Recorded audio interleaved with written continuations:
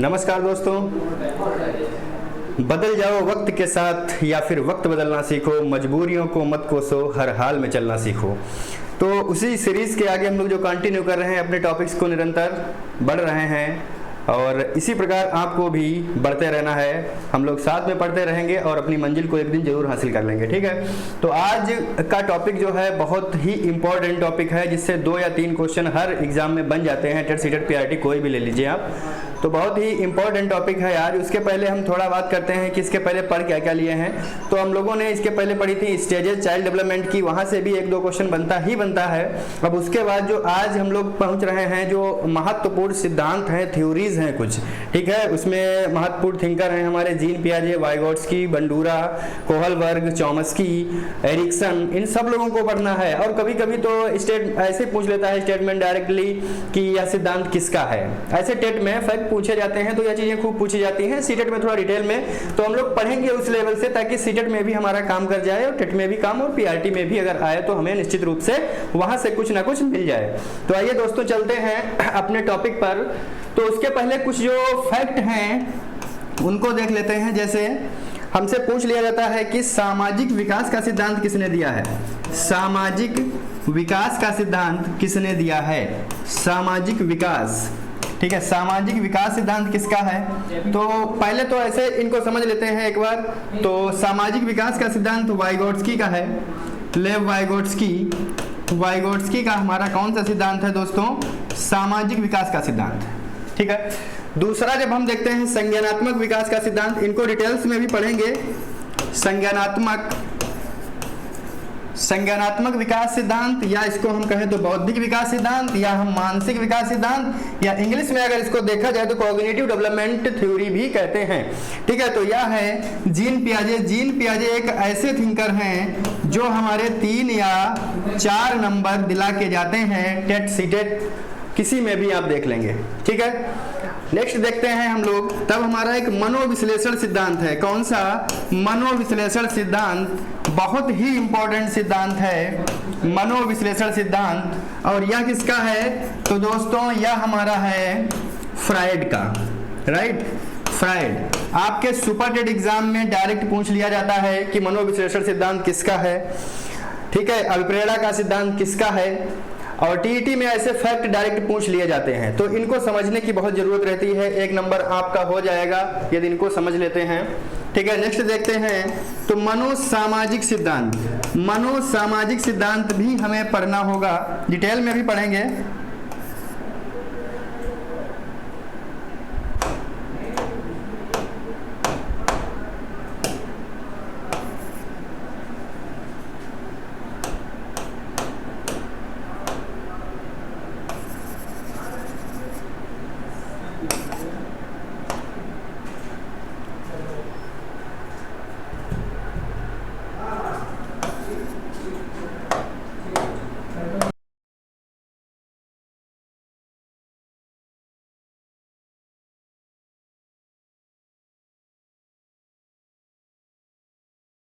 सामाजिक सिद्धांत मतलब साइको सोशल थ्योरी की अगर हम बात करें तो साइको सोशल थ्योरी जो दी है एरिक एरिक्सन ने दी है। किसने।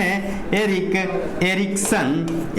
एरिक्सन की कौन सी थ्योरी है तो वह है मनोसामाजिक सिद्धांत, ठीक है। यह भी बहुत ही इंपॉर्टेंट है और बहुत इंटरेस्टिंग टॉपिक है। अगर पढ़ेंगे इसको तो मजा आ जाएगा। वास्तव में बहुत जबरदस्त सिद्धांत है। इसमें ह्यूमन जो जीवन है, जीवन की वास्तविकता को बताया गया है कि जीवन में, मनुष्य के जीवन में 8 प्रकार के संकटों को बताया गया है। इसको भी पढ़ेंगे आगे, खैर देखेंगे वास्तविकता क्या है हमारे जीवन की। अगला देखते हैं तो यहाँ पर हमारा आ जाता है भाषा विकास का सिद्धांत। कौन सा। भाषा विकास का सिद्धांत, लैंग्वेज डेवलपमेंट थ्योरी। और यह दी है किसने। चॉम्स्की की। किसकी है। चॉम्स्की। जब नेक्स्ट हम देखते हैं तो है हमारा सामाजिक अधिगम का सिद्धांत। सामाजिक अधिगम मतलब सोशल लर्निंग की बात कर रहे हैं, सामाजिक अधिगम सिद्धांत। और यह किसका है दोस्त? तो यह हमारा है एल्बर्ट बंडूरा का। याद रखना इनके सहयोगी को भी एल्बर्ट बंडूरा का सामाजिक अधिगम सिद्धांत है और सहयोगी इनके बाल्टर्स हैं। ठीक है, चलते हैं नेक्स्ट देख लेते हैं। तो नेक्स्ट हमारा है, कितने हो गए भाई? सामाजिक विकास, संज्ञानात्मक, मनोविश्लेषण, मनोसामाजिक, भाषा विकास, सामाजिक अधिगम का सिद्धांत। हाँ, ये हमारे मोस्ट इंपॉर्टेंट जो थ्योरी है जो हम लोगों को सिलेबस के अकॉर्डिंग भी पढ़नी है और बाकी इनसे क्वेश्चंस भी बनते हैं हर एक एग्जाम में, जो भी टीचर से रिलेटेड एग्जाम है, टीचिंग से रिलेटेड एग्जाम है। एक और हमारा है, वह है मानसिक चिंतन का सिद्धांत, मानसिक चिंतन की अवस्थाओं का सिद्धांत या मानसिक चिंतन का सिद्धांत, मानसिक चिंतन का सिद्धांत। और यह किसका है? तो यह है जीरोम ब्रूनर का। किसका? Jerome Bruner. इनको भी पढ़ना है, 3 स्टेजेस इन्होंने भी बताई थी इस सिद्धांत की। खैर, ये इतने हम लोगों को पढ़ने ही पढ़ने हैं, इसमें सभी को पढ़ना है क्योंकि या सभी एग्जाम्स में अच्छी प्रकार अभी तक बने हैं इनसे क्वेश्चंस। तो खैर चलते हैं। अब आज जो हम लोगों को पढ़ना है टॉपिक अपना, वह पहला जो लिखा हुआ है सामाजिक विकास का सिद्धांत, जो कि वाइगोट्स्की का है, वाइगोट्स्की थ्योरी, इसको पढ़ेंगे। तो आज स्टार्ट किया जाए टॉपिक अपना, तो वो टॉपिक है वाइगोट्स्की।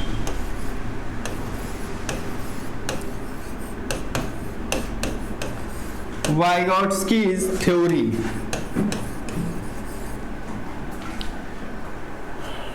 समझिएगा अच्छी प्रकार से, ठीक है। तो वाइगोट्स्की थ्योरी, तो इनकी जो थ्योरी है उसका नाम है सोशल डेवलपमेंट थ्योरी।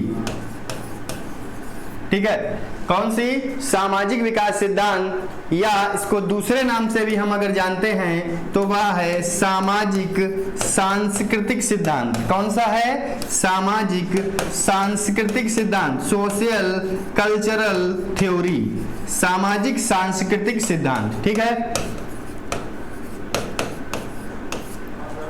आज समझ लेना है क्योंकि लैंग्वेज जो बुक्स में देखते हैं बहुत टफ दी होती है, ये सिद्धांत अक्सर समझ में नहीं आते, लेकिन अब भूलेंगे भी कभी नहीं अगर आज समझ लिए। ठीक है, तो अच्छी प्रकार से समझना है किस प्रकार से इन्होंने बताया बच्चों के विकास को। यह सब विकास के सिद्धांत हैं जितने हम लोगों ने देखे, किसके? डेवलपमेंट थ्योरीज हैं ये विकास के, कि बच्चों में कैसे कैसे विकास होता है उसके बारे में यह सब सिद्धांत बताते हैं। तो खैर वाइगोट्स्की थ्योरी पढ़नी है, उसमें हमें पढ़ना है सोशल डेवलपमेंट थ्योरी, मतलब सामाजिक सांस्कृतिक सिद्धांत की बात है। चलते हैं। खैर, सबसे पहले एक बात जानिएगा, ये जो वाइगोट्स्की साहब हैं रहने वाले कहाँ के हैं, इस बात को समझ लीजिए। क्वेश्चन पूछे जाते हैं ऐसे भी कि कौन निवासी कहाँ का है, तो यह सोवियत रूस के निवासी हैं। कहाँ के भाई? सोवियत रूस के निवासी हैं वाइगोट्स्की साहब। ठीक है, सोवियत रूस के निवासी हैं वाइगोट्स्की।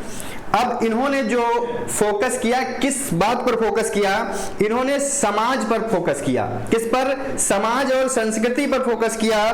तो इन्होंने जो अधिकतम बल दिया वाइगोट्स्की साहब ने, किसने? वाइगोट्स्की। इधर लिख लेते हैं, साथ में इनको लिखा रहने दे तो ज्यादा अच्छा लगेगा, है ना। वाइगोट्स्की जी ने समाज पर फोकस किया है भाई, सोसाइटी को बहुत महत्व दिया, समाज और संस्कृति। अगर पूछ लिया जाए कि वाइगोट्स्की ने सबसे अधिक किस बात पर बल दिया, तो वह समाज पर बल दिया। समाज। वाइगोट्स्की एक बात कहते हैं कि अगर बच्चे को कुछ सीखना है, कुछ भी अगर करना है, खेलना है, बोलना है, तो उसको जरूरत है समाज की। जब तक बच्चा समाज में जाएगा नहीं, कुछ भी सीख नहीं सकता। और इसके अगले थिंकर जब हम लोग जीन पियाजे के पढ़ेंगे ना, तो वह इनके एकदम अपोजिट रहते हैं। जब उसको पढ़ेंगे तो वहां पर देखेंगे कैसे इनसे अपोजिट हैं, एकदम प्रतिद्वंदी हैं एक दूसरे के ये दो लोग। चले खैर, तो इन्होंने महत्व दिया समाज को कि बच्चे को अगर कुछ सीखना है तो वह समाज में उसे जाना पड़ेगा, बिना समाज के बच्चा कुछ नहीं सीख सकता। एक शब्द यहाँ पर समाज से मिला है, अंतः संबंधित, अंतः क्रिया। अंतः क्रिया या हम कहें तो इसको कह सकते हैं सामाजिक अंतःक्रिया। कैसी? सामाजिक अंतःक्रिया, जिसको हम कहते हैं सोशल इंटरेक्शन। क्या? सोशल इंटरेक्शन, या इसको एक नाम से हम और जानते हैं सामाजिक अन्योन्य क्रिया। इन शब्दों पर ध्यान दीजिएगा क्योंकि यह शब्द वो हैं जो आपके एग्जाम में सीधे लिखे होते हैं कि बच्चा अपने वयस्कों और समवयस्कों के मध्य अंतःक्रिया से सीखता है या वयस्कों व समवयस्कों के सामाजिक अन्योन्य क्रिया से सीखता है। अतः टोटली फोकस किस बात पे करता है? तो वह है अन्योन्य क्रिया। अन्योन्य क्रिया, इस बात को ध्यान रखना। अन्योन्य क्रिया, अन्योन्य क्रिया, इसको इंग्लिश में हम कहते हैं सोशल इंटरेक्शन। सोशल इंटरेक्शन, इस शब्द को ध्यान रखना क्योंकि सुपर टेट में भी आप देखेंगे तो काफी जब एग्जाम्स में पूछा गया तो बहुत घुमा के पूछा गया, लेकिन पूछा इसी प्रकार गया। बात वही थी कि वयस्क और समवयस्कों से सोशल इंटरेक्शन के माध्यम से या सामाजिक अन्योन्य क्रिया के माध्यम से या सामाजिक अंतःक्रिया के माध्यम से बच्चा सीखता है। ठीक है, तो इस बात को समझना, ये आपके लिए बहुत इंपॉर्टेंट बात है। अंतःक्रिया और किससे करेगा? समाज से, क्योंकि बच्चा समाज से ही संस्कृति सीखता है, रहन सहन की बातें सीखता है, खाना पीना सीखता है, बोलना सीखता है। यह सारी चीजें किससे सीखता है? समाज से। ठीक है, सोशल इंटरेक्शन वाला एक कॉन्सेप्ट अपने माइंड में सेट कर लेना। अब देखिए दूसरी बात इन्होंने क्या बताई। इन्होंने इसके लिए, इस सब बातों को प्रूफ करने के लिए, कैसे बच्चे का विकास होता है, बच्चे की क्षमताएं कौन कौन सी होती हैं, इसके लिए इन्होंने एक मॉडल प्रस्तुत किया। क्या किया? वाइगोट्स्की ने एक मॉडल प्रस्तुत किया जिसे कहते हैं ZPD मॉडल। कौन सा मॉडल? ZPD। दोस्त बहुत इंपॉर्टेंट है, आप एग्जाम्स में देखेंगे तो किसी राज्य के एग्जाम में पूछा गया है TET में कि ZPD मॉडल किसके द्वारा दिया गया। एक बहुत ही आसान सा, बेहद आसान प्रश्न अगर कहें तो ZPD मॉडल किसके द्वारा दिया गया? तो ZPD मॉडल वाइगोट्स्की के द्वारा दिया गया है ना? बिल्कुल, तो यह वाइगोट्स्की का मॉडल है क्योंकि हम वाइगोट्स्की पढ़ रहे हैं। अब हमें समझना है कि यह मॉडल है क्या। ZPD वाइगोट्स्की के द्वारा सामाजिक विकास के सिद्धांत में दिया गया ZPD मॉडल है क्या, इस बात को समझते हैं यार। देखिएगा ZPD मॉडल में पहले हम समझ लें, फिर हम इसको बता देते हैं कि Z क्या है, P क्या है और D क्या है। ठीक है, इन्होंने बताया कि बच्चे, वाइगोट्स्की ने कहा कि जब बच्चे का जन्म होता है उस समय के पास जो उसकी क्षमता होती है वह उसकी वास्तविक क्षमता होती है। कैसी? वास्तविक। क्योंकि भाई कई लोगों ने कहा कि बच्चे का जब जन्म होता है तो उस समय उसके पास कुछ नहीं होता है। वाटसन ने भी तो कहा था कि बच्चे के पास कुछ नहीं है, आप एक नवजात शिशु को हमें दे दीजिए, हम उसे डॉक्टर बना देंगे, हम उसे वकील बना देंगे और हम उसे अच्छा नागरिक भी बना देंगे, हम उसे डकैत भी बना देंगे, है ना? यह वाटसन ने बात कही थी। तो उस समय की बात है जब बच्चे के पास कुछ नहीं है, अतः उसको हम कह लेंगे कि वह बच्चे की कौन सी क्षमता है? वास्तविक क्षमता है। वास्तविक क्षमता मतलब भाई जन्म हुआ, किसी के संपर्क में भी नहीं आया, ज्यादा परिवार में जन्म हुआ वहीं पर है, तो उसके पास जो क्षमता है वह उसकी अपनी क्षमता है, जिसको वाइगोट्स्की ने कहा कि यह क्या है? यह उसकी वास्तविक क्षमता है। अब देखिए, समझने का प्रयास कीजिएगा, बहुत ही इंपॉर्टेंट बात है वास्तविक क्षमता। अब वाइगोट्स्की कहते हैं कि बच्चा जब समाज से जुड़ेगा, भाई जन्म हुआ, आया इस धरती पर, आया अपने यहाँ पर संसार में, अब इसके बाद वह लोगों से जुड़ेगा। किससे जुड़ेगा? समाज से जुड़ेगा, अपने बड़े लोगों से जुड़ेगा। अब वह जब समाज में जुड़ेगा, कहाँ जुड़ा? समाज में। या समाज है, देखिए या क्या है? समाज। समाज से जुड़ा, जब बच्चा समाज से जुड़ा यह वास्तविक क्षमता थी। अब जब समाज से जुड़ा तो समाज ने क्या किया? उसकी वास्तविक क्षमता को किसमें बदल दिया? उसकी वास्तविक क्षमता को बदल दिया और किसमें बदला? कार्यकारी क्षमता में। कार्यकारी मतलब अब वह कुछ करेगा, कार्य करने लगेगा, कार्यकारी क्षमता में कुछ कर सकता है, या कहें कि अब वह अच्छी तरफ जा रहा है, उसको दिशा मिल गई। अभी बात करेंगे जो अभी एग्जाम सीटेट में 2021 में क्वेश्चन बहुत अच्छा सा पूछा गया लोगों को कंफ्यूज करने के लिए, है ना? अभी उस पर भी बात करेंगे, कैसा प्रश्न बना था वाइगोट्स्की से। कार्यकारी क्षमता की बात की इन्होंने, मतलब वास्तविक क्षमता को समाज ने बदल दिया कार्यकारी क्षमता में। अब समाज ने जब बदला तो समाज ऐसे तो नहीं कहा होगा कि बढ़ गई, समाज मिला और बढ़ गया। भाई कुछ किया होगा, मतलब कुछ बातचीत किए होंगे, कुछ इंटरेक्शन हुआ होगा, कुछ अन्योन्य क्रियाएं हुई होंगी, मतलब बोले होंगे, बातें की होंगी। जब बातचीत हुई भाई इस वास्तविक क्षमता में और समाज में, तो समाज ने उसको एक सहारा दे दिया। क्या दिया? एक सहारा दिया। और उस सहारा को क्या कहा गया? आधारभूत सहारा। आधारभूत सहारा, आधारभूत सहारा, आधारभूत सहारा बहुत पूछे जाने वाली चीज है यह आधारभूत सहारा।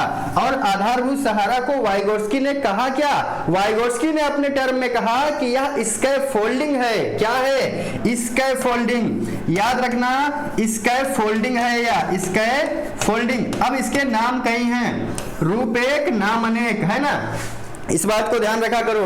तो सीडीपी है एक्चुअली में, यहाँ पर एक ही शब्द के कई कई नाम दे देते हैं, तो उनको भी हमें ध्यान रखना। स्कैफोल्डिंग, आधारभूत सहारा, कभी कभी ऐसा आ जाएगा कि समाज ने उसकी जो वास्तविक क्षमता थी उसकी कार्यकारी क्षमता में बदल दिया, ऑप्शन में दिया होगा आधारभूत सहारा देकर, तो वह भी हमारा ऑप्शन सही होगा। अगर यह बात नहीं है आधारभूत सहारा तो हमारा ऑप्शन स्कैफोल्डिंग होगा, तो वह सही होगा। यदि स्कैफोल्डिंग नहीं है, क्या देखिए, यदि स्कैफोल्डिंग भी नहीं है तो वहां पर हमारा मचान हो सकता है। क्या? मचान हो सकता है। यदि मचान भी नहीं है तो वहां पर पाड़ हो सकता है। यदि पाड़ भी नहीं है तो वहां पर ढांचा हो सकता है। बस इससे ज्यादा शब्द नहीं बनेंगे आपके एक शब्द के, ठीक है। यह बात को समझना, इन नामों से पूछा गया। 2019 का पेपर जब उठा के देखेंगे आप जब जुलाई वाला, तो उसमें देखेंगे कि उसमें यहां पर स्कैफोल्डिंग नहीं दिया था, यहां पर दिया गया था पाड़। क्या? पाड़।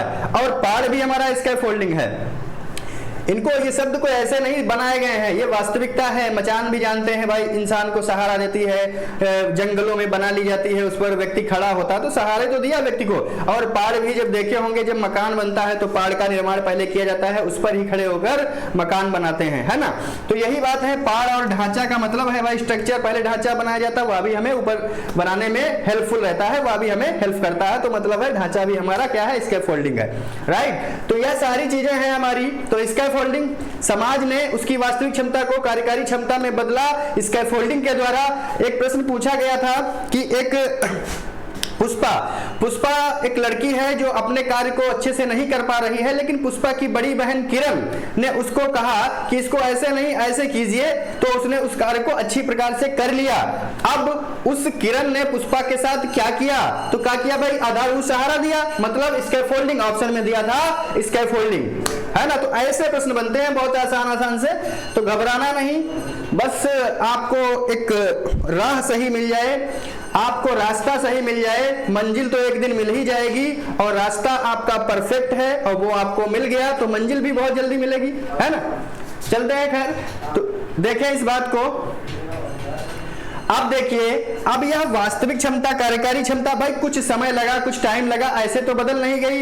एक बच्चा जब देखिएगा वास्तविक क्षमता कैसी, साइकिल चलाने के लिए बच्चे को दीजिए और जब वह साइकिल चलाएगा तो बैठना है उसको इस साइड से, बैठेगा इस साइड से, उसको क्या पता किधर से बैठना है। लेकिन जब कोई बड़ा मिल गया, वयस्क मिल गया, उसने बताया कि भैया इधर से नहीं इधर से बैठो, अब वह अच्छे से बैठ जाएगा। मतलब क्या हुआ? ये तो उसकी वास्तविक क्षमता थी, लेकिन अब सही से बैठने लगा तो यह उसकी कौन सी क्षमता हो गई? यह कार्यकारी क्षमता हो गई। लेकिन इसके बीच में कुछ अंतर भी है, देखिए यहां पर भी हमें दिख रहा है ना, यहां पर भी हमें दिख रहा है कोई डिफरेंस है। और यह जो बीच का क्षेत्र बचता है, जो गैप बचता है वास्तविक क्षमता और कार्यकारी क्षमता के बीच का, उसी को हम कहते हैं ZPD। और इसका फुल फॉर्म होता है जोन ऑफ प्रॉक्सिमल डेवलपमेंट, विकास का समीपस्थ या निकटस्थ क्षेत्र। यह भी पूछा गया है, इसका पूर्ण रूप भी पूछा जाता है, तो लिख लीजिएगा zone of proximal development. Zone of proximal development, अगर इसको हम हिंदी में कहेंगे तो हिंदी में इसको कहते हैं विकास का समीपस्थ क्षेत्र, विकास का समीपस्थ क्षेत्र, विकास का समीपस्थ क्षेत्र, राइट। या इतनी चीजें हैं, यह इतनी तो बात हो गई इनकी। अब यही जो पूरी कहानी अभी तक देखे हैं, यही पूरी छोटी सी जो कहानी देखे हैं, यही इनका वाइगोट्स्की साहब का जेडपीडी मॉडल है। क्या है? ZPD model.